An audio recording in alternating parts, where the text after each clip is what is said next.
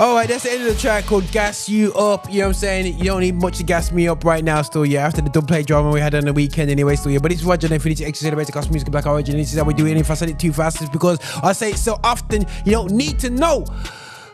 Right, the reason why I'm trying to get all the energy out of me is because I'm about to go in. Now this is the thing is now, guys. Now, this is not about a guy who he wants to break the internet and cry victim mentality, because I heard that I'm very much into victim mentality because I emphasize something called racism, because I emphasize something about people that don't have a much choice about how they're being treated, and it's not about evil about other people. I was talking to somebody about this today, and I was like, yeah man, we need to get them back. I said, no, it's not about getting nobody back, bro. It's just being fair in the process, and it's not just about white people versus black people. This is about, you know, black and black as well, issues in our community. So this me talking here is not just about,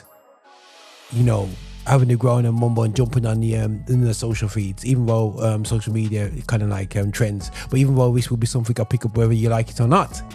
So the BBC was editing up the ceremony, the BAFTA. You gotta say BAFTA because, you know, we hear British now, BAFTA. Yeah, BAFTA. You know what I'm saying? We can say BAFTA. So BAFTA, really it's BAFTA actually. It's BAF, yeah. So BAFTA ceremony was on the weekend, and I had two guys in there, Michael B. Jordan and Delroy Lindo, who are quite, you know, if you're black, you see them on enough things anyway. Still, you're really cool actors, man. Obviously, Michael B. Jordan, you know, everybody will say they know him anyway. So yeah, but at the same time, you know, very well representing obviously how well the likes of Sinners and a lot of black movies doing, and they got them out there. Now, somebody with a condition, basically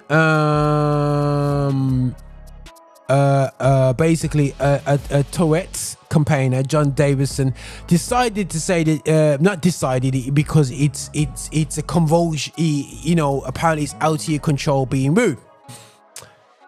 Imagine I don't see many black people with Tourette's, you know. I ain't seen off topic. I think it'd be beat. I've never, please people show me, because I can't imagine having that. But either way, it is something where I've watched before and I'm like, wow, this is crazy. Tourette's is a seriously, I don't know what it comes up in with its physical or mental health side of things. I'll have to speak to my mental health colleagues anyway. So yeah, and it's a serious condition which unfortunately you don't have no control what comes out of your mouth. Literally no control. I can't imagine that, at all. Absolutely can't imagine that.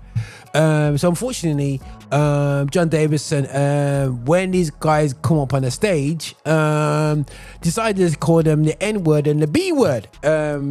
B-word for, I think it's a female dog anyway. So the N-word for what a slur towards black people, and the B-word, which obviously we're on the network, so we have to be careful what we say, you know. But he said the N and the B. So obviously they were shook. You know, at big awards, and somebody shouts that out, you're like, what on earth? But obviously the guy's got to it. It's got no control of what he's saying and whatsoever and what's out there. And what's the weird thing is that the BBC had 2 hours to edit that out. And they messed up. So I went to the BBC website to see what it's saying. It said they thought they edited it out, but it didn't edit it out. It's amazing how they edited it out, the Free Palestine situation that's going on. Yeah, they nicely cut that out. But the NB word kind of got an oversight. Now, I'm an editor. I'm a live streamer, I'm a producer. If I'm on the other side of the camera, listen, there's some things that happen that if you got 2 hours to edit that thing, so yeah, you make sure as the editor, you just tell the team, you better take that out. Yo, you got to take that out. You got to take that word. To leave it on there is a sackable offense, and it's almost a situation that I was talking about with Donald Trump the other day when he left.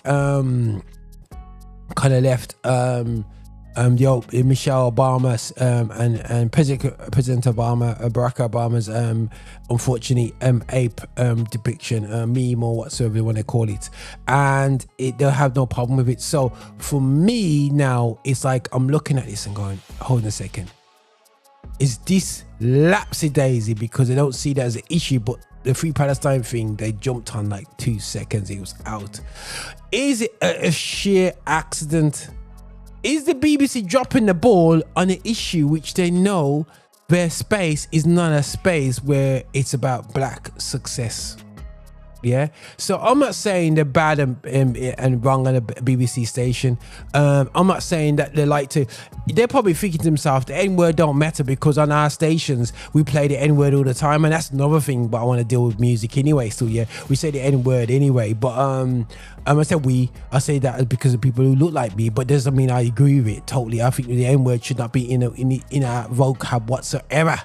So we say ninja, as our great Umar brother will say, instead of the N-word. I would say it's something that we shouldn't say or do. How I feel about it? How I feel about it is, end of the day, still once again, we'll get to the Vinny Junior situation in my next conversation. But once again, it is not. Free Palestine is more a priority to somebody accidentally being abusive and not just deleting it out. And still, I think the guy still said sorry to the guys. I'm not saying there was no sorry. Apparently, sorry's been said. But again, this could be totally fabricated. And these guys have said, "Me now, I'll come back to this country."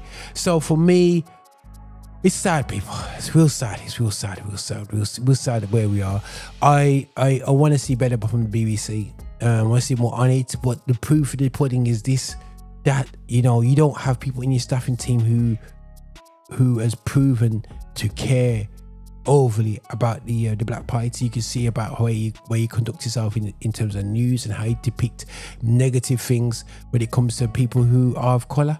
End of the day, still, yeah, you're more focused on other genders than the gender of race. So, that's your prerogative and that's what it is. So don't pretend that it's anything else. So this is watching Affinity. I'm not saying BBC is a bad organization. All I'm saying is that basically you need to fix up very, very, very quickly because, we're in a time and you got to respect people. And I'm looking at it as a producer myself, my goodness sake, I'll be publicly making a saying sorry, but these are cool.